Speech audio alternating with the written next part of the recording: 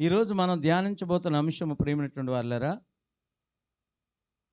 యేసు ప్రభువాన్ని మనము నమ్ముకుంటే మనకి ఏమి ప్రయోజనాలు, మనకి ఏమి మేలు కలుగుతాయి అనే విషయం మీద ఒక 5 పాయింట్లు మీతో నేను పంచుకుంటాను. 5 విషయాలు పరిశుద్ధ గ్రంథంలో నుండి. పరిశుద్ధ గ్రంథం ఉన్నవారు అందరూ కూడా చక్కగా తీసి చూడండి. మొదటిగా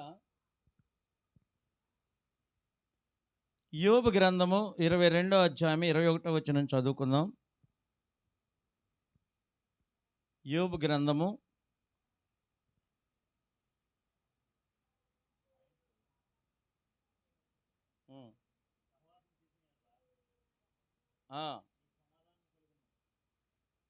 ఏంటంట, ఆయనతో సహవాసము చేసిన ఎడల ఏం దొరుకుతుందంట?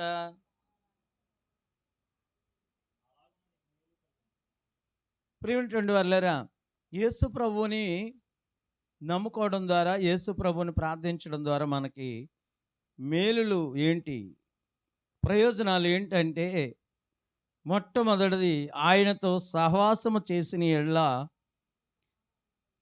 నీకు సమాధానము కలుగుతుందంట. ఎవరైతే యేసు ప్రభుతో సహవాసం చేస్తారో, సహవాసం అంటే ఏంటి? సహవాసం అంటే ఏంటి? దేవునితో సహవాసం అంటే యేసు ప్రభు యొక్క మందిరానికి వెళ్ళి యేసు ప్రభుతో సహవాసం చేయడం. సహవాసం అంటే ప్రార్థన చేయడం, ఆయన వాక్యం వినడం, ఆరాధించడం, ఆయన పాటల ద్వారా మహింపరచడం, ఆరాధన చేయడం, వాక్యం వినడం, ప్రార్థన చేయడం. ప్రార్థన చేయడం అంటే ఆయనతో సహవాసము చేయటం అన్నమాట. కనుక మొట్టమొదటిది ఏంటంటే, యేసు ప్రభుతో మనం సహవాసం చేస్తే ఏం కలుగుతుందంట? సమాధానము కలుగుతుంది. కుటుంబాలు సమాధానంగా ఉంటాయి, భార్యాభర్తలు సమాధానంగా ఉంటారు, కుటుంబాల్లో తల్లిదండ్రులు బిడ్డలు అందరూ సమాధానంగా చక్కగా సంతోషంగా వర్ధిల్లుతూ ఉంటారు. అందుకని యేసు ప్రభువుని నమ్ముకోవాలి. యేసు ప్రభువుని యొక్క మందిరానికి వెళ్ళి దేవునితో సహవాసం చేయాలి. దేవుని మందిరానికి సహవాసం ఎలా వస్తుంది? సహవాసం అంటే దేవుని బిడ్డలో సహవాసము, ఆ పరిశుద్ధమైనటువంటి సహవాసం. అది దేవుని విశ్వాసులతో అందరూ కలిసి దేవుని మందిరంలో మనం దేవుని ఆరాధించడం, పాటల ద్వారా మహింపరచడం, దేవుని వాక్యము వినడం, ప్రార్థనలు, విజ్ఞాపనలు, యాచనలు, మనకున్నటువంటి సమస్యలు ప్రభుతో చెప్పుకోవడమే అది సహవాసం. ఆమేన్. కనుక దేవునితో సహవాసం చేయడం ద్వారా ఏ కుటుంబం అయితే దేవునితో సహవాసం చేస్తారో, ఎవరైతే ఏ మనిషి అయితే దేవుని మందిరానికి వెళ్ళి, ఏ కుటుంబం అయితే దేవుని మందిరానికి వెళ్ళి దేవునితో సహవాసం చేసే బిడలుగా, దేవునితో సహవాసం చేసే కుటుంబంగా ఉంటారో వారికి సమాధానము కలుగుతుంది. ఆమేన్. సమాధానం కావాలో వద్దు? ఇంతకీ సమాధానం ఎవరిస్తారు? సమాధానం ఎవరిస్తారు? దేవుడే. మనుషులు ఇవ్వలేరు, మనుషులు ఇవ్వరు. మనకి వెండి బంగారాలు సమాధానం ఇవ్వవు, డబ్బులు ఇవ్వవు, ఆస్తులు అంతస్తులు మనకు సమాధానం ఇవ్వలేవు, కానీ దేవుడు ఇస్తాడు మనకి. ఆమేన్. అందుకే ఓ భక్తుడు పాటలు కూడా వర్ణించాడు. సమాధానం ఎక్కడ నాకు దొరుకుతుందని, సంతోషం ఎచట నాకు దొరికేనని, జగమంతా తిరిగాను, జనులందరినడిగాను, జగమంతా తిరిగాను, జనులందరినడిగాను, చివరికది నీలోనే కనుగొన్నాను, చివరికది నీలోనే కనుగొన్నాను. ఎంత మంచి దేవుడవయ్యా యేసయ్యా, చింతలన్నీ తీరేనయ్యా నిన్ను చేరినానా, చింతలన్నీ తీరేనయ్యా నిన్ను చేరినా. సంతోషం ఎక్కడ ఉందని, ఆనందం ఎక్కడ నాకు దొరికేనని, బంధువులను అడిగాను, స్నేహితులను అడిగాను, చివరికది నీలోనే కనుగొన్నాను, చివరికది నీలోనే కనుగొన్నాను. ఎంత మంచి దేవుడవయ్యా యేసయ్యా, చింతలన్నీ తీరేనయ్యా నిన్ను చేరగానా, చింతలన్నీ తీరేనయ్యా నిన్ను చేరగా. స్తోత్రం. కనుక మొదటిది ఏంటంట, ఆయనతో సహవాసం చేయడం ద్వారా ఏమవుతుంది, సమాధానము దొరుకుతుంది. ఆయనతో సహవాసం చేయాలంటే ఏం చేయాలి మరి? దేవుని మందిరానికి వెళ్ళాలి. దేవుని మందిరానికి వెళ్ళకపోతే సహవాసం ఎలా వస్తుంది? నువ్వు ఎలాగా దేవుని బిడ్డలతో సహవాసం ఉన్నప్పుడు చక్కగా ప్రతి ప్రార్థనకి అటెండ్ అవుతావు, ప్రతి ప్రార్థనా కొడుకులు పాలు పంపులు పొంది దేవునికి పాటల ద్వారా మహిమపరిచి ఆరాధన ద్వారా దేవునికి మహిమ పొందుకుంటాడు. గనక నువ్వు చేసే ఆరాధన ద్వారా దేవుడు మహిమ పొందుకుంటాడు. నువ్వు చేసే పాడే పాటల ద్వారా ఆయన మహిమ వస్తుంది. ఆమేన్. నువ్వు చేసే ప్రార్థన ఆయన ఆలకిస్తాడు. కనుక నీ ప్రార్థనకి ఆయన జవాబిచ్చి నీ దేవుడిగా ఉంటాడు. ఆయన నీకు సమాధానం ఇస్తాడు, నెమ్మది ఇస్తాడు. ఇవాళ సమాధానం కరువైపోయింది కుటుంబాల్లో. తల్లిదండ్రులకి బిడ్డలకు సమాధానం లేదు, భార్యాభర్తలు సమాధానం ఉండడం లేదు. పెళ్ళైన కొత్తలో బాగానే ఉంటున్నారు, తర్వాత మళ్ళా సమాధానం కోల్పోతున్నారు. ఎందుకంటే ఒకరికి పట్ల ఒకరికి అండర్స్టాండ్ లేదు, ఒకరి పట్ల ఒకరు అర్థం చేసుకునే మైండ్ సెట్ లేదు. కనుక దేవుని ఎప్పుడైతే సహవాసం చేస్తారో దేవుడు, ఆ దేవుని జ్ఞానం వారిలో ఉంటుంది. కనుక తగ్గించుకొని ఒకరి పట్ల ఒకరు అర్థం చేసుకొని అండర్స్టాండ్ చేసుకొని సమాధానముతో వర్ధిల్లుతుంది కుటుంబాలు. ఎవరు దేవునితో సహవాసం చేస్తారో, ఏ కుటుంబం అయితే దేవునితో సహవాసం చేస్తూ ఆయనకి ప్రార్థన చేసే కుటుంబాలుగా ఉంటారో వారు సమాధానంతో వారు భార్య పిల్లలు వారి కుటుంబం అంతా వర్ధిల్లుతూ ఉంటుంది. రెండోది చూద్దాం ప్రియమైన దేవుని బిడ్డలారా.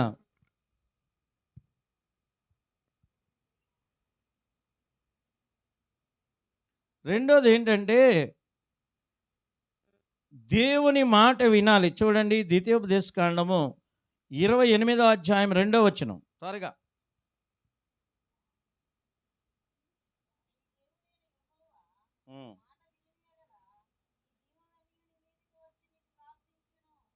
దేవునికి మహిమ కలుగును గాక. స్తోత్రం.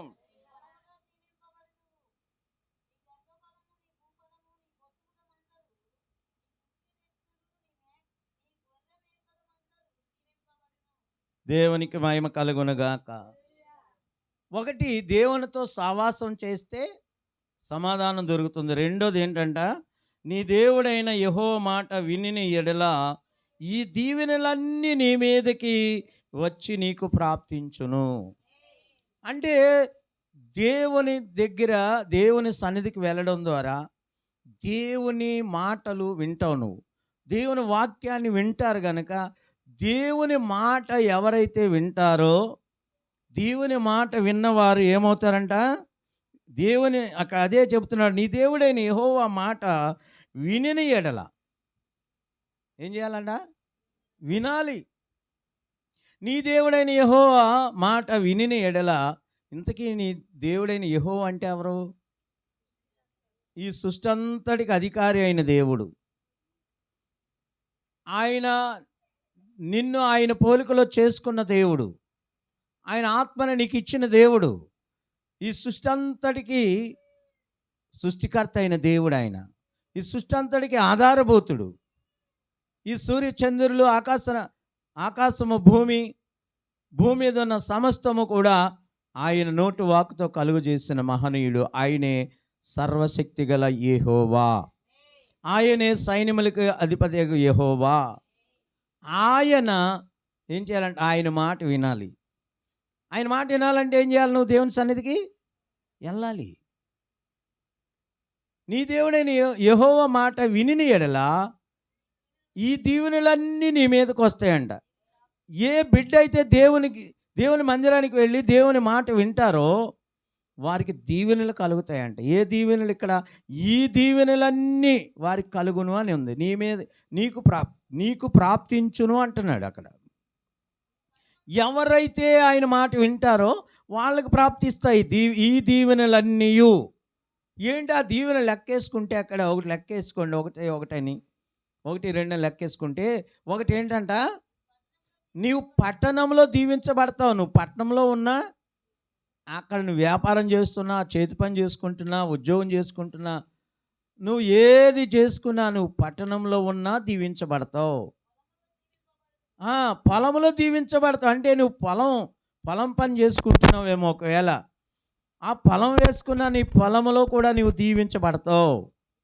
నీ పంటలు చక్కగా పండుతాయి. దేవునికి స్తోత్రం. ఒకటి ఏంటంట, పట్టణంలో దీవించబడతావు. రెండోది పొలంలో దీవించబడతావు.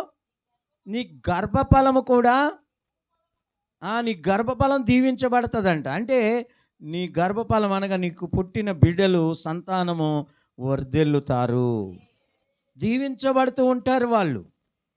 మూడోది, నాలుగోది ఏంటంట, నీ భూఫలములు, నీ పశువుల మందలు, చూడండి, దుక్కుటెద్దులు, నీ గొర్రెలు మేకలు, నీ గొర్రెలు మేకల మందలు కూడా దీవించబడతాయి. ఆమేన్. నువ్వు గొర్రెలు కాసుకుంటున్నావేమో, ఒకవేళ గొర్రెలు కొనుక్కొని మేకలు కాసుకునే వ్యక్తిగా ఉన్నావేమో, లేదు వ్యవసాయం చేసే వ్యక్తిగా పొలం పని చేసుకుంటూ ఎద్దులతో వ్యవసాయం చేసుకునే వ్యక్తిగా ఉన్నావేమో, నీ దుక్కుటెద్దులు, నీ గర్భఫలము, నీ యొక్క ఏంటంట గొర్రెలు మేకల మందలు దీవించబడతాయి. నీ గంపయు, పిండి పిసుకు తొట్టి కూడా దీవించబడుతుంది. ఆమేన్. అంటే దాని అర్థం ఏంటో తెలుసా? యేసు ప్రభువుని ఆరాధిస్తున్న వారు, దేవుని నమ్ముకున్న ప్రజలు ఆయన మాట వింటే ఖచ్చితంగా వారికి సమృద్ధిగా ఉంటుంది. ఏ లోటు ఉండదండి, ఏ కొదువు ఉండదో. వారు ఇంట్లో సర్వ సమృద్ధితో దీవించబడుతూ ఉంటారు. చాలామంది దేవుని మందిరానికి వెళతారు, దేవుని మాట వినరు, దేవుని మాట ప్రకారం బ్రతకరు, దేవుని చిత్తానుసారంగా నడుచుకోరు. అందుకనే దీవెనలు ఉండవు. ప్రభువునైతే నమ్ముకున్నాం, ప్రార్థనకి అయితే వెళుతున్నాం, కానీ ఏమి లేదంట, దీవెనలు లేవు. అంటే కారణం ఎవరు? దేవుడా, మనుషులా? దేవుడేమో, నీ దేవుడైన యెహోవా మాట వినిన ఎడల నీకు ఈ దీవెనలన్నీ నీకు ప్రాప్తించును అన్నాడు. నువ్వు పట్టణంలో దీవించబడతావు, నీ పొలంలో దీవించబడతావు, నీ గర్భఫలం దీవించబడుతుంది, నీ గొర్రెల మేకలు దుక్కుటెద్దులు దీవించబడతాయి, నీ యొక్క సంతానం దీవించబడుతుంది, నీ గంపయు, నీ పిండి పిసుకు తొట్టియు దీవించబడుతూనే ఉంటుంది. చూడండి, లోపలికి వచ్చినప్పుడు దీవించబడతావు, వెలుపలికి వెళ్ళినప్పుడు దీవించబడతావు. అంటే నువ్వు ఇంటిలో ఉన్న దీవెనలే, నువ్వు బయటికి ఎక్కడికి వెళ్ళినా, ఏ పని మీద వెళ్ళినా నీకు దీవెనలు ఆశీర్వాదకరంగా, ఎక్కడికి వెళ్ళినా దీవెనలు పొందుకొని ఆశీర్వాదకరంగా తిరిగి వస్తూ ఉంటారు. హల్లెలూయా. కొంతమంది అంటూ ఉంటారు, వెళ్ళిన పని అవ్వలేదు, ఎక్కడికి వెళ్ళినా సుక్క ఎదిరే అంటారు. కొంతమంది ఎక్కడికి వెళ్ళినా ఏది ముడిపడడం లేదంటారు. ఎక్కడికి వెళ్ళినా ఏమీ జరగడం లేదు, అంతా రివర్స్ అయిపోతుంది ఏంటో అని చెప్పి కొంతమంది బాధపడుతూ ఉంటారు. లేరు అలాంటి వాళ్ళు? ఉన్నారు. కనుక రెండోది ఏంటంట, నీ దేవుడైన యెహోవా మాట శ్రద్ధగా వినాలి. అప్పుడు దీవెనలన్నీ కూడా వారికి ప్రాప్తిస్తాయి, దేవుడిచ్చే దీవెనలు. మూడోది చూద్దాం. హల్లెలూయా. దేవునికి మహిమ కలుగును గాక. మూడోది ఏంటంటే, ప్రియమైన దేవుని బిడ్డలారా, ద్వితీయోపదేశకాండము 4:31.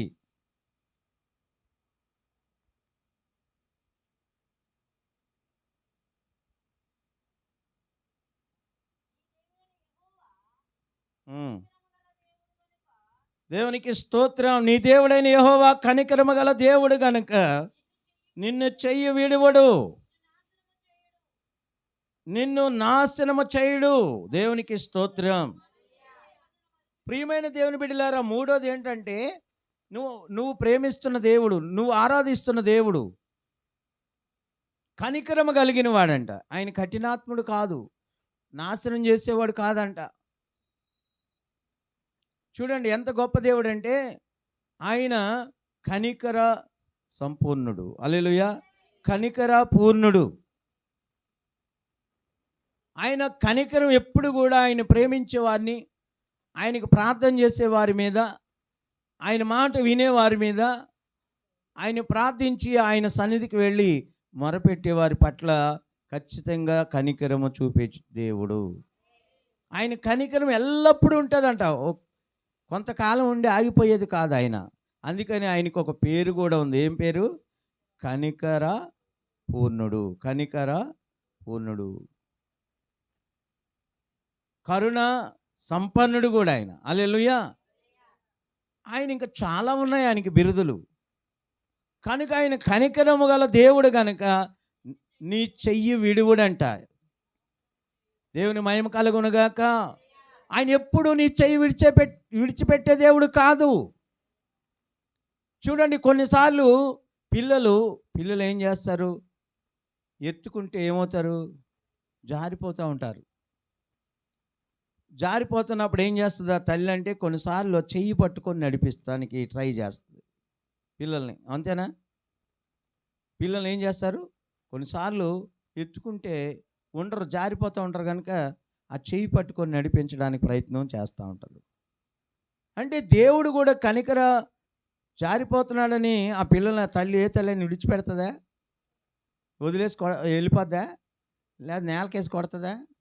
ఒకవేళ తల్లి అయిన ఇసుకొచ్చి కొడుతుంది ఏమో, దేవుడు మాత్రం అట్టు కొట్టేవాడు కాదు, విడిచిపెట్టేవాడు కాదు. అందుకని ఒక పాట కూడా రాశాడు ఒక భక్తుడు. నా తోడుగా ఉన్నవాడవే, నా చెయ్యి పట్టి నడుపువాడవే,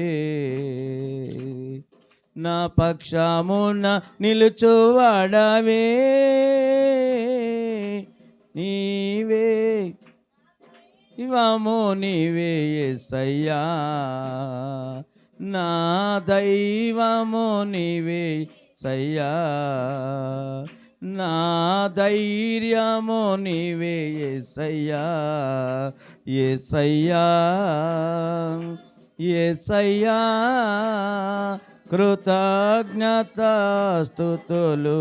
నీకేనయ్యా, కృతజ్ఞతాస్తుతులు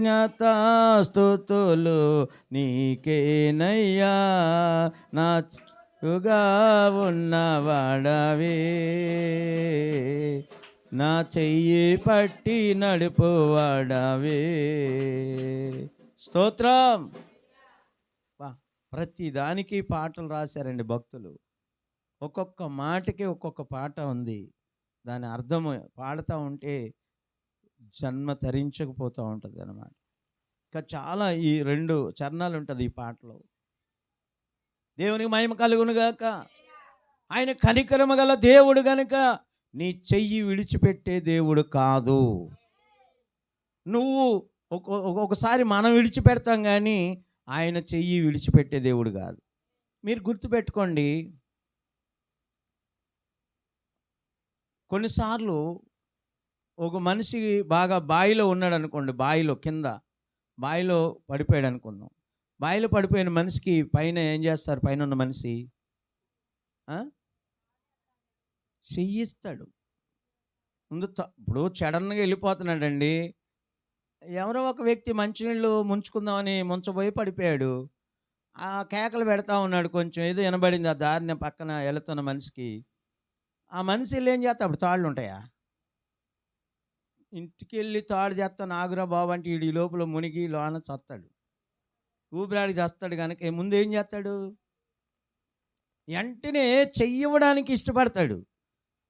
అవసరమైతే ఇట్ట బోళ్ళ పడుకోనైనా సరే కానీ జాగ్రత్తగా, ఎందుకంటే కూర్చొని చెయ్యందిస్తే నిలబడి అందిస్తే మనిషి లాగేస్తాడు.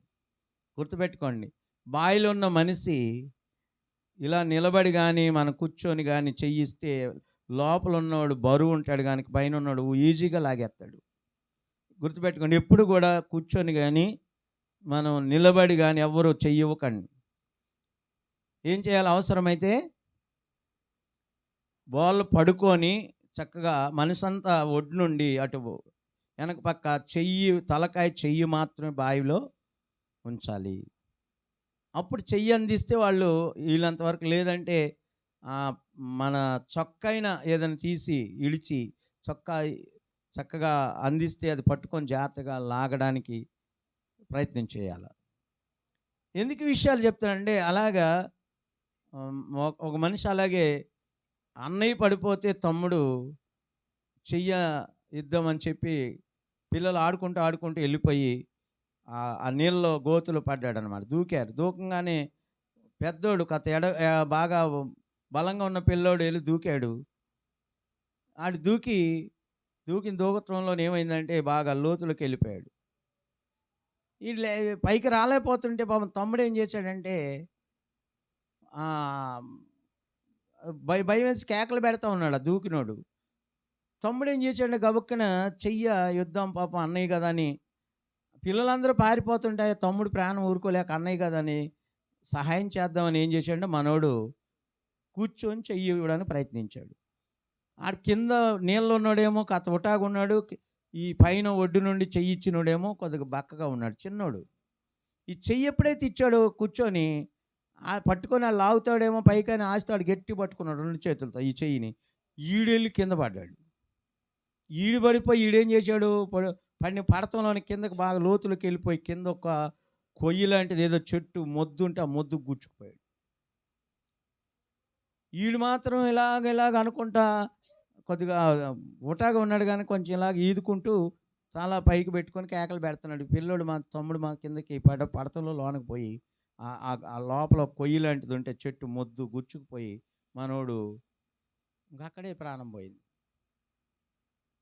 మిగతా పిల్లలు మళ్ళీ ఏమైందని మళ్ళీ కాతిలాక్కెళ్ళి వెనక్కి తిరిగి వచ్చి, ఈయన ఇలాగ ఉన్నాడు, రే ఇందులో మా తమ్ముడు కూడా పడిపోయాడు, ఎవరన్నా పిలవంటారని కేకలేస్తాను.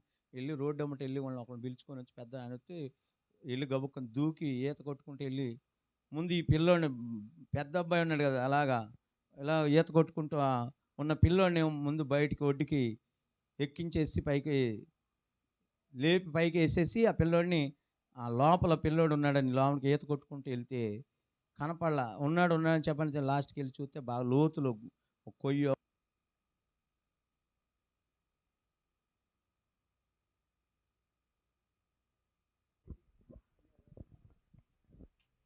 చనిపోయే మొద్దు ఇరుక్కుపోయి ఉన్నాడు మధ్యలో.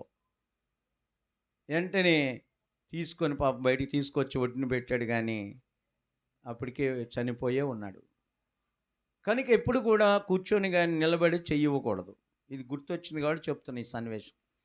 కనుక దేవుడు ఇంకొక విషయం ఏంటంటే, మనము ఆయన చెయ్యి పట్టుకుంటే మనం వదిలేస్తాం నొప్పి వచ్చి. గుర్తుపెట్టుకోండి, మనం ఏం చేస్తామంటే మనం కానీ పట్టుకుంటే మనము ఎంతసేపు పట్టుకోగలం, చెయ్యి నొప్పి వచ్చి వదిలేస్తాం, కానీ దేవుడు మన చెయ్యి పట్టుకుంటాడంట. ఆయన తెలుసు మనం నొప్పి వచ్చి కాస్త పట్టుకొని కాస్త బరువు తగలంగానే నొప్పి చేసినట్టు వదిలేస్తారని తెలిసి, అందుకని దేవుడి కనికరం కలిగిన దేవుడు కనుక మన చెయ్యి ఆయన పట్టుకుంటాడంట గట్టిగా. ఆయన అయితే విడిచిపెట్టాడు కదా, మన చెయ్యిని ఆయన గట్టిగా పట్టుకుంటాడు. మనం కానీ పట్టుకుంటే ఆయన చెయ్యిని మనం నొప్పి చేసి వదిలేస్తాము. కనుక ఆయన ఏం చేశాడంటే,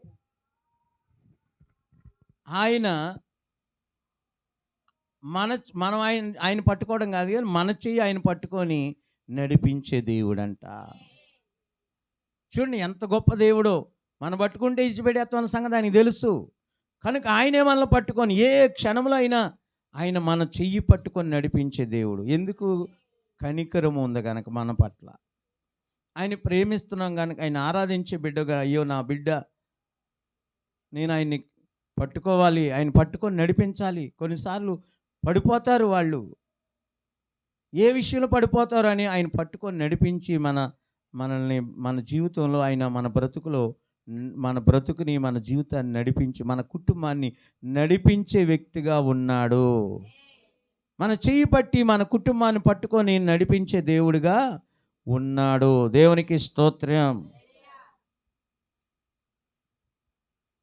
నాలుగోది చూద్దాం. హల్లెలూయా. నాలుగోది 68వ కీర్తన 3వ వచనం చూద్దాం. ఆమేన్.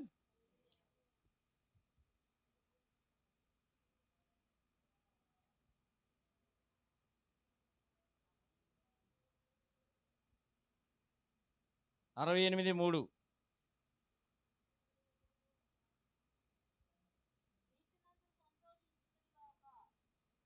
దేవునికి మహిమ కలుగునుగాక. 68వ కీర్తన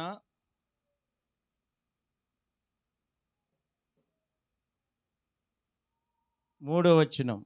నీతిమంతులు సంతోషించుదురుగాక, వారు దేవుని సన్నిధిలో ఉల్లసించుదురుగాక, వారు మహా ఆనందము పొందుకొందురుగాక. అబ్బా, దేవుని మహిమ కలుగునుగాక. దేవుని ప్రేమించేవారు, దేవుని సన్నిధిలో దేవునితో సహవాసం చేసేవారు. నాలుగోది ఏంటంటే, ఏం దొరుకుతుంది దేవునితో సహవాసం చేసి దేవుని మందిరానికి వెళ్ళి దేవుని నమ్ముకొని ప్రార్థించే బిడ్డలకి? నాలుగోది ఏంటంటే, వారి జీవితంలో ఎప్పుడు సంతోషము, ఉత్సాహంగా ఉంటారు. ఆమేన్. ఏంటంటే అక్కడ రాయబడి ఉంది, నా సొంత మాటలు కాదు.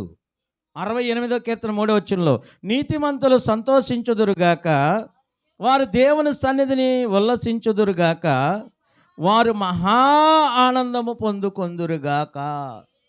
ఆనందంలో వేరు మహా ఆనందం అంట.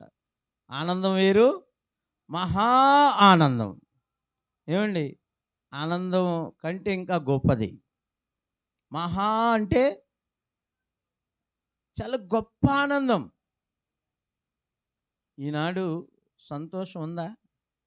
ఆనందం ఉందా?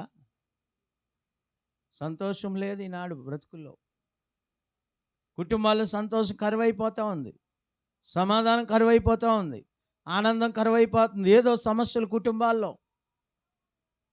పిల్లల ద్వారా సమస్యలు, కుటుంబం ద్వారా ఆర్థిక సమస్యలు, పొలాలు సరిగ్గా పండకపోవడం ఒక సమస్యలు, వర్షాలు టయానికి పడకపోవడం, ఏం చేయాలి అని ఆలోచించి రకరకాల సమస్యలతో మనుషులు సతమతమైపోతూ ఉన్నారు. ఏమండి, అన్నీ మంచిగా ఉంటేనే మనిషిలో సంతోషంగా ఉంటారు, అంతే కదా? కానీ ప్రియమైన దేవుని బిడ్డలారా, ఒకటే గుర్తుపెట్టుకోండి, దేవుడంట దేవుని నమ్ముకున్న బిడ్డలకి ఒక ద్వారం ముయ్యబడితే మరొక ద్వారం దేవుడు తెరుస్తాడంట. వర్షాలు పడలేదు, పంటలు పండలేదు ఒకవేళ అనుకున్న దేవుడు, నువ్వు మరొకటి ఏదన్నా చేస్తావు, నువ్వు చేసే ఆలోచన నీకు ఇస్తాడు, దాని ద్వారా నిన్ను దీవిస్తాడు. నిన్ను విడిచిపెట్టే దేవుడు కాదు ఆయన. అందుకనే సింహం పిల్లలైన ఆకలి కొని ఉంటాయి, కానీ నన్ను నమ్ముకున్న వారు ఏ మేలు కొదవయి ఉండరట. దేవునికి స్తోత్రం. ఇవన్నీ వాగ్దానాలు, దేవుడిచ్చిన వాగ్దానాలు. దేవుడిచ్చిన వాగ్దానాలు దేవుని బిడ్డలైన, దేవుని ఆరాధించే ప్రజలకి, దేవుని నమ్ముకున్న ప్రజలకి దేవుడిచ్చిన వాగ్దానాలు 30,000 వాగ్దానాలు ఉన్నాయంట. పరిశుద్ధ గ్రంథాలు ఎన్ని ఉన్నాయి తెలుసా? 30,000 వాగ్దానాలు ఉన్నాయి. 30,000 వాగ్దానాలు ఎవరికంటే దేవుని ఆరాధించే ప్రజలకి, దేవుని నమ్ముకున్న ప్రజలకి. అందుకని దేవునితో చూడండి, నీతిమంతులు దేవుని నమ్ముకోవడం ద్వారా, దేవుని మందిరానికి వెళ్ళడం ద్వారా, దేవుని మాట వినడం ద్వారా, దేవునితో సహవాసం చేయడం ద్వారా, దేవునికి ప్రార్థన విజ్ఞాపన చేయడం ద్వారా, దేవుని నమ్ముకున్న బిడ్డలకి నాలుగోది ఏంటంట, నీతిమంతులుగా వారు నీతిగా బ్రతుకుతారు గనక వారి పట్ల నీతిమంతులు సంతోషించుదురుగాక, సంతోషంగా బ్రతుకుతారంట. దేవుని నమ్ముకున్న వారు నీతిగా బ్రతకడానికి ప్రయత్నిస్తారు. ప్రియమైన దేవుని బిడ్డలారా, అన్యాయం చేయడానికి ఇష్టపడరు, అక్రమం చేయడానికి ఇష్టపడరు కనుక దేవుని భయంతో బ్రతుకుతారు కనుక నీతిమంతులుగా వారు బ్రతుకుతున్నారు కనుక వారికి నీతిమంతులు సంతోషంతో దేవుని సన్నిధిలో ఉల్లసించుచు మహా ఆనందముతో వారు తెలతారంట. ఆమేన్. ఆనందం ఆనందం, ఆహా నాకెంతో ఆనందం, సంతోష సంతోషం, ఆహా నాకెంతో సంతోషం. ఆమేన్. ఆనందం ఆనందం, ఆహా నాకెంతో ఆనందం, సంతోష సంతోషం, ఆహా నాకెంతో సంతోషం. యేసుని నమ్ముకున్నాను, రక్షణ పొందుకున్నాను. యేసుని నమ్ముకున్నాను, రక్షణ పొందుకున్నాను. యేసయ్య ఉంటే చాలు, నిత్యము నాకెంతో మేలు. యేసయ్య ఉంటే చాలు, నిత్యము నాకెంతో మేలు. అందుకే ఆనందం ఆనందం, ఆహా నాకెంతో ఆనందం, సంతోష సంతోషం, ఆహా నాకెంతో సంతోషం. ఆనందం ఆనందం, ఆహా నాకెంతో ఆనందం, సంతోష సంతోషం, ఆహా నాకెంతో సంతోషం. స్తోత్రం. దేవుని నమ్ముకోవడం ద్వారా, దేవుని ప్రార్థించడం ద్వారా ఏమవుతుందంటే నీతిమంతులుగా, దేవుని భయం కలిగి నీతిగా యథార్థంగా బ్రతుకుతారు కనుక నీతిమంతులు దేవుని సన్నిధిలో సంతోషాన్ని అనుభవిస్తారు. దేవుడిచ్చే సంతోషాన్ని వారి బ్రతుకులు, వారి జీవితాల్లో, వారి కుటుంబాల్లో అనుభవిస్తారు. అలాగా దేవుడు మీకు ఇక్కడ కూడి ఉన్న ప్రతి ఒక్కరికి ఈ వీడియో ద్వారా వాక్యం వింటున్నటువంటి వారందరికీ దేవుడు సంతోషము, ఉల్లాసము, మహా ఆనందము దేవుడు అనుగ్రహించును గాక. ఆమేన్. హల్లెలూయా. ఐదోది చూద్దాం. ఐదోది ఏంటంటే ప్రియమైన దేవుని బిడ్డలారా, 103వ కీర్తన 2వ వచనం. 103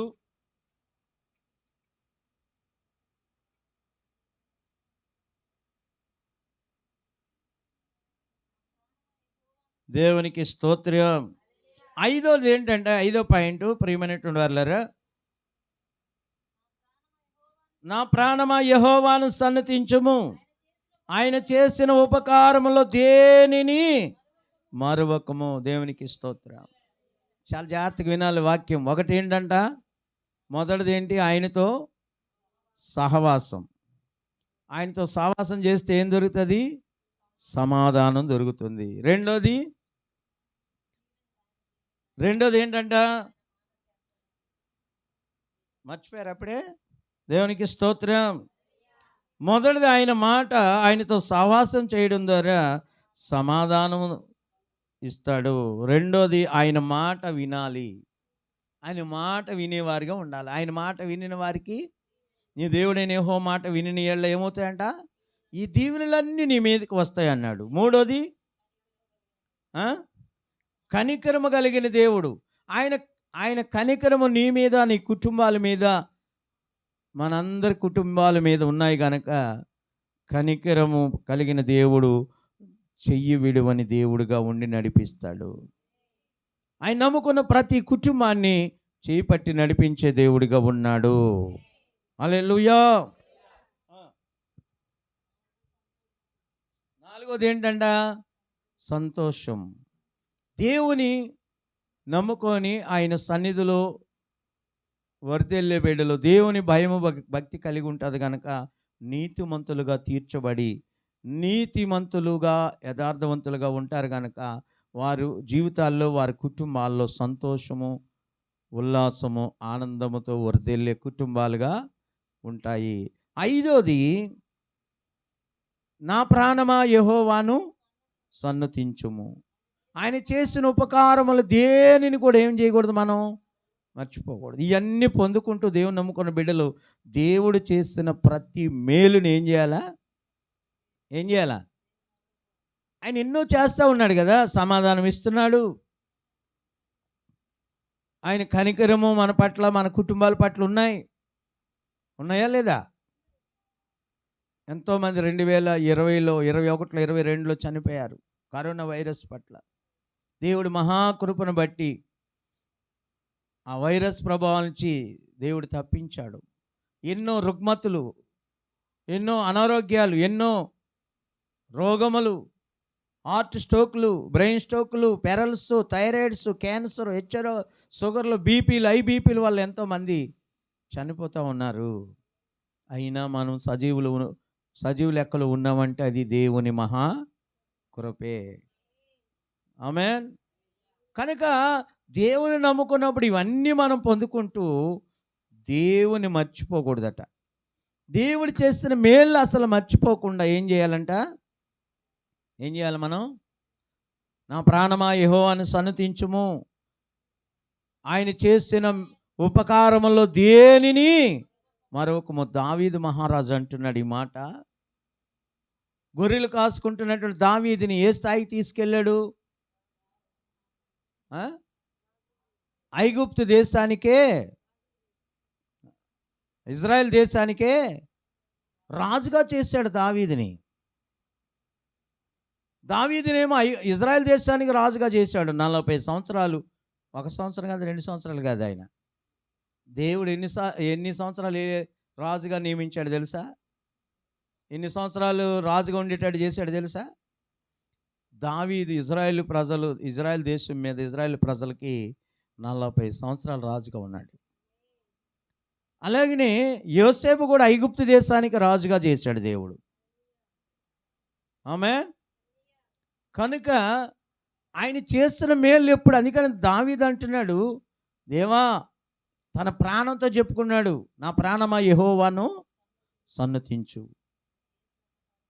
నా ప్రాణమా నువ్వు ఆయన జ్ఞాపకం చేసుకో, ఆయన చేస్తున్న మేలు ఉపకారాలని. ఎప్పుడు ఆయన విడిచిపెట్టొద్దు, ఆయన సన్నిధి విడిచిపెట్టొద్దు, ఆయన ప్రార్థించకుండా ఉండొద్దు. నా ప్రాణమా ఆయన చేసిన ఉపకారంలో దేనిని మరవకుండా కృతజ్ఞత కలిగి ఎల్లప్పుడూ ప్రార్థించేటట్టుగా ఉండాలి. నా ప్రాణమా, ప్రాణంతో చెప్పుకుంటున్నాడండి. ఆత్మ ప్రాణానికి చెప్పుకుంటున్నాడు. ఇంతకీ మనుషులు ఎన్నున్నాయి? మనుషులు ఎన్ని రకాలుగా ఉన్నారు? మనిషి ఎలాగున్నాడో తెలుసా అసలు మీకు? మనిషికి 3 భాగాలుగా ఉన్నాడు. 3 రకాలుగా. ఎలా అంటే, ఒకటి శరీరము, రెండోది ప్రాణము, మూడోది ఆత్మ. శరీరము, ప్రాణము, ఆత్మ, ఈ 3 కలిసి ఉంటేనే మనిషి. ప్రాణం లేకుండా ఆత్మ, శరీరం ఉంటే మనిషి అవడు. ప్రాణం లేకపోతే ఏముంటుంది మరి? పోనీ దేహం లేకుండా ప్రాణం, ఆత్మ ఉంటే మనిషి అవుతాడా? ఉండవు. కనుక చిత్తం కలిగి ఉన్నాడు దేవుడు కూడా. ఆయన పోలికలో చేసుకున్న యెహోవా దేవుడు కూడా తండ్రి అయిన యెహోవా దేవుడిగా ఉన్నాడు, తండ్రిగా ఉన్నాడు. ఆయన కుమారుడైన క్రీస్తుని భూలోకానికి పంపించాడు, కుమారుడైన క్రీస్తుగా ఉన్నాడు. మూడోది, యేసు ప్రభువారు చనిపోయి 3వ దినాన ఆదివారం తెల్లవారుజామున సజీవుడిగా పునరుద్ధరణగా లేచి ఆయన తన భక్తులకి, శిష్యులకి అందరు కనపడి ఆయన ఆహరోణం అయిపోతూ దేవుని రాజ్యానికి ఆహరోణమై సజీవుడిగా వెళుతున్నాడు. వెళ్ళిపోతూ అన్నాడు ఆయన శిష్యులు, ప్రజలు, దేవుని నమ్ముకున్న భక్తులు ఏడుస్తున్నారు, అయ్యా, నువ్వు మాతో ఇంతవరకు మంచి జ్ఞానంతో కలిగిన మాటలు బోధించావు, నువ్వు మాకు రక్షణ ఇచ్చావు, మేము ఎలాగా ప్రార్థించాలో, ఎలా నడుచుకోవాలో, ఎలా బ్రతకాలో మాకు నేర్పించావు తండ్రి. నువ్వు చనిపోయి మేము చేసిన సర్వమానవులు చేసిన పాపాల కొరకు, అపరాధముల కొరకు సిలువలో 5 గాయములతో రక్తం సిందించావు. నీ పరలోక రాజ్యం వారసత్వం ఇవ్వడానికి ప్రాణాలు అర్పించేసి చనిపోయి సమాధి చేయబడి 3వ దినాన సజీవుడిగా పునరుద్ధరణగా సజీవుడిగా లేచి మా అందరు కనబడి మరలా పరలోక రాజ్యానికి ఆహ్వానం అయిపోతున్నావు కదా దేవా. యేసయ్యా, నువ్వు వెళ్ళిపోతే మాకు ఎవరు తోడు అని ఏడుస్తున్నారు. ఏడుస్తుంటే అప్పుడు అంటాడు, నేను వెళుతున్నాను, నేనుండు స్థలంలో మీరుండులాగా మరలా నేను వచ్చి మీ కొరకు స్థలంలో సిద్ధపరిచి నేను వస్తాను, ఒక దినాన మీ కొరకు మిమ్మల్ని తీసుకొని వెళతాను. నేనుండే స్థలంలో యుగాలు తరతరాలు ఉంటారు మీరు నాతో పాటు, సదాకాలము మీరు నాతోనూ నేను మీతో ఉండే రోజులు రాబోతున్నాయి. మరి అంతవరకు మీరు భయపడొద్దు. మీ కొరకు ఆదరణకర్త అయిన పరిశుద్ధాత్మ దేవుని మీ మధ్యలో నేను పంపిస్తాను మీ మధ్యకి అని చెప్పి వెళ్ళాడు ఆయన. అంటే ఆయన దేవుడు ఎలా ఉన్నాడు తెలుసా? సృష్టికర్త అయిన దేవుడుగా, తండ్రి అయిన దేవుడుగా ఉన్నాడు, కుమారుడైన క్రీస్తుగా ఉన్నాడు, పరిశుద్ధాత్ముడిగా ఉన్నాడు. ఇప్పుడు మనతో మాట్లాడేది ఎవరు? పరిశుద్ధాత్మ దేవుడే. ఆమేన్. అంటే దేవుడు తిత్వమై ఉన్నాడు. మనిషిని కూడా ఆయన ఆయన పోలికలో చేసుకున్న మనిషి కూడా తిత్వంతోటే తయారు చేసుకున్నాడు. ఒకటి ఒకటి దేహము, రెండోది ప్రాణము, మూడోది ఆత్మ. దేవునికి మహిమ కలుగునుగాక. చూడండి, దేవునికి మానవుడికి ఎంత లింక్ ఉందో. ఎటు చూసినా దేవునికి మానవుడికి సంబంధం కలిగే ఉన్నారు, ఏ కోణంలో చూసినా. ఆమేన్. అందుకని పరిశుద్ధ గ్రంథం చదివితే, దేవుని వాక్యం వింటే, దేవుని సన్నిధికి వెళ్ళి దేవుని వాక్యం చక్కగా వింటున్నప్పుడు రోజు సీరియల్ చూస్తారు. అక్కడ ఏం జరుగుతుందో స్టోరీ 2 ముక్కలు చెప్తాడు, 3వ ముక్క వచ్చరికి సస్పెన్స్లు పెట్టి ఆపేస్తాడు. ఏం జరుగుతుందో టెన్షన్తో అల్లాడాలని. ఇది కూడా ఆది కాండం నుంచి ప్రకటన గ్రంథం దాకా చక్కగా సీరియల్గా నువ్వు చదివితే, నీ మైండ్కి పట్టిస్తే, నీ హృదయంలో దేవుని మాటలు జ్ఞాపకం చేసుకుంటూ ముద్రించుకుంటే, ప్రతిది కూడా ఉందండి ఇందులో. దేవుడు ఏమై ఉన్నాడో, మానవుడు ఏమై ఉన్నాడో, దేవుడికి మానవుడికి సత్య సంబంధం ఎలాగ కలిగి ఉన్నాడో, ఎన్ని రీతులుగా కలిగి ఉన్నాడో, అన్ని విషయాల్లో రాయబడి ఉంది పరిశుద్ధ గ్రంథంలో.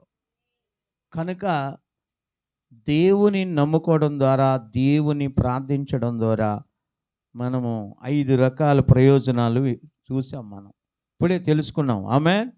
ఒకటి, ఆయనతో సహవాసం చేస్తే ఏమవుతుంది? సమాధానము. రెండోది, త్వర చెప్పాలి మీరు. రెండోది, ఆయన మాట వింటే ఈ దీవెనలన్నీ మీకు ప్రాప్తిస్తాయని చెప్పాడు. దీవెనలు చాలా రకరకాల దీవెనలు మనం పొందుకుంటామని చెప్పాడు. మూడోది, కనికరమ కలిగిన దేవుడు గనక ఆయన ఎప్పుడు కూడా మన చెయ్యి, ఆయన నువ్వు ప్రేమించే దేవుడు, నువ్వు ఆరాధిస్తున్న దేవుడు కనికరముగా సంపన్నుడు గనక, కనికర పూర్ణుడు గనక నిన్ను, నీ కుటుంబాన్ని విడువని దేవుడిగా ఉన్నాడు. ఆయన్ని చేయి పట్టి నడిపిస్తాడు. నాలుగోది, ఆయన నమ్ముకున్నావు గనక, ఆయన్ని ప్రార్థించే బిడ్డగా ఉన్నావు గనక నీ కుటుంబాన్ని నీతిమంతుడిగా, దేవుని భయంతో నీతిగా యథార్థంగా బ్రతుకుతున్నావు గనక నీతిమంతులు సంతోషంతో, ఉల్లాసంతో, ఆనందంతో వర్ధిల్లుతారు అని దేవుని వాక్యం సెలవిస్తూ ఉంది. నాలుగోది. ఐదోది, మనం ఎన్ని మేలులు పొందుకుంటున్నాం అన్నిటికీ కృతజ్ఞత కలిగి మనం ఏం చేయాలి? దేవునికి కృతజ్ఞతాస్తుతులు చెల్లించాలి. ప్రభువా, ఇంతవరకు మేమేమై ఉన్నాము నీ కృప వల్లనే. అయ్యా, మా పాడి పశువులు క్షేమంగా ఉన్నాయంటే, గేదెలు కొనుక్కోవడానికి, పాడి పశువులు కొనుక్కోవడానికి కృపనిచ్చారు తండ్రి, నీకు వందనాలు. నాకు మంచి భర్తనిచ్చావు తండ్రి, భర్తకు మంచి ఆయురారోగ్యాలు ఇస్తున్న స్తోత్రాలు.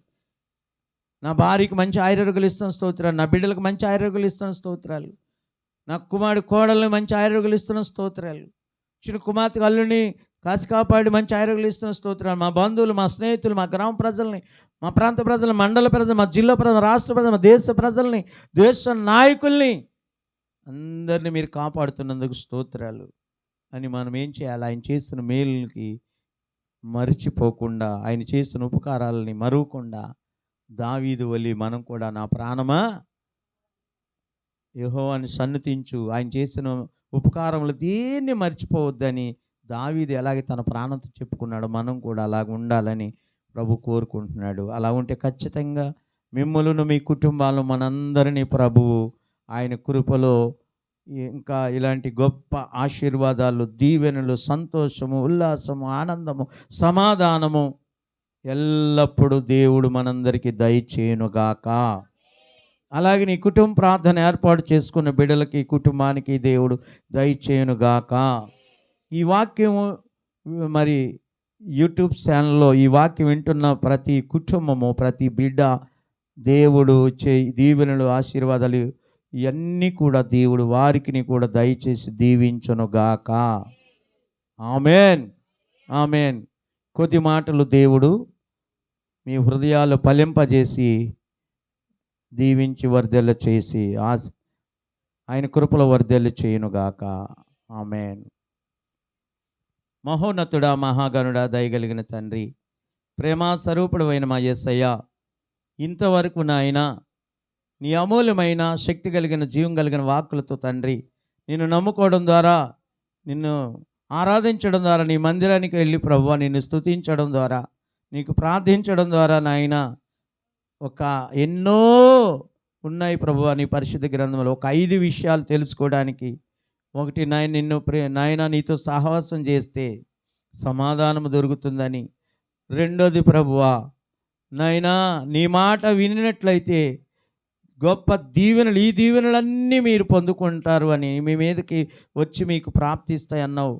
మూడోది నాయనా కనికరమ కలిగే దేవుడు గనుక తండ్రి నువ్వు చెయ్యి విడివిన దేవుడిగా ఉన్నందుకు ఉంటానని సెలవిచ్చిన దేవానికి స్తోత్రాలు. నాలుగోది నాయనా నన్ను ప్రేమించేవారుగా, నన్ను ఆరాధించేవారుగా, నన్ను స్తుతించేవారుగా ఉన్నారు గనక వారు ఎల్లప్పుడూ నీతిగా యథార్థంగా దేవుని భయంతో బ్రతుకుతున్నారు కనుక వారు సంతోషము, ఉల్లాసము, ఆనందంతో నింపుతానని సెలవిచ్చిన దేవా. ఐదోదిగా తండ్రి నువ్వు చేసిన మేలులు, ఉపకారములు దేనిని మేము మర్చిపోకుండా మా జీవితకాలం అంతా నీ సన్నిధిలో మేము నిన్ను స్తుతించి ఆరాధించుకుంటూ నిన్ను మహింపరచుకునే కుటుంబాలుగా, బిడలుగా ప్రతి ఒక్కరము ఉందుము గాక.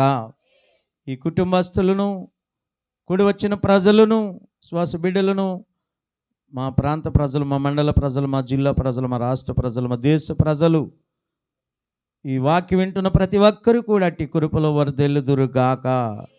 దీవించి మహిమ తెచ్చుకోండి. ఈ కుటుంబ ప్రార్థన ఏర్పాటు చేసుకున్న బిడ్డలను అయ్యా మధుని జ్ఞాపకం చేసుకోండి. మంచి ఆరోగ్యంలో ఉండి తన భార్యని సుజాతని జ్ఞాపకం చేసుకోండి. ఆ బిడ్డకు మంచి ఆరోగ్యంలో ఇచ్చిన 2 కుమారులు దీవించండి ప్రభువా. పెద్ద కుమారుడు పట్ల నాయని మేలుతో నింపి బలపరచండి. నీ కార్యము యేసు నామములో జరుగునుగాక. వారి ఉద్దేశం సఫలమగునుగాక.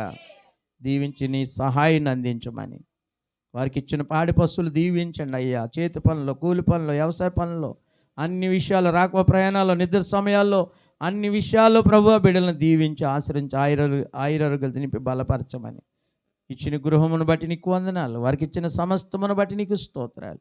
ఈ గృహం చుట్టూ నీ అగ్ని కంచి వేసి బిడ్డలకు, నీ కుటుంబానికి తోడుగా, నీడుగా, కాపరిగా, దేవుడిగా ఎల్లప్పుడూ మీరే నాయకుడిగా ఉండి నడిపించి దీవించి దీర్ఘాయుష్మంతులు చేయమని ఈ చిన్న ప్రార్థన పాసం చేర్చుకొని ప్రార్థ ప్రతిఫలం దయచేయమని. నీ రాకడైతే ఎత్తబడి గుంపులు మమ్మల్ని ఉంచి, నీ రాకడ ఆలస్యమైతే ప్రభువా మరొకసారి మీ పాద సన్నిధులు మేమందరం కలుసుకొని నిన్ను స్తుతించి ఘనపరిచే భాగ్యాన్ని మాకు దయచేయమని, అంతవరకు నీ కృపను కోరుకుంటూ నాయనా నీ కనికరాన్ని వేడుకుంటూ, నీ సహాయాన్ని వేడుకుంటూ యేసయ్య ఘనమైన నామములో చిన్న ప్రార్థన అడిగి వేడుకుంటున్నాను పరమ తండ్రి. Amen, amen. పరమ తండ్రికి ప్రేమ, కుమారుడు యేసుక్రీస్తు ప్రభువారి కృప, పరిశుద్ధాత్మ అన్యోన్య సావాసము, సన్నిధి, దీవెన, ఆశీర్వాదాలు ఎల్లప్పుడూ ఈ కుటుంబ ప్రార్థన ఏర్పాటు చేసుకున్న బిడ్డలకును, కూడి వచ్చిన ప్రతి బిడ్డలకును, ఈ వాక్యం వింటున్న ప్రతి ఒక్కరికి దేవుడు సదాకాలము తోడయుండి నడిపించి దీవించి వర్ధల చేయునుగాక. Amen, amen. God bless you. దేవుడు మిమ్మల్ని, దేవుడు అందరినీ నిండారులుగా దీవించునుగాక.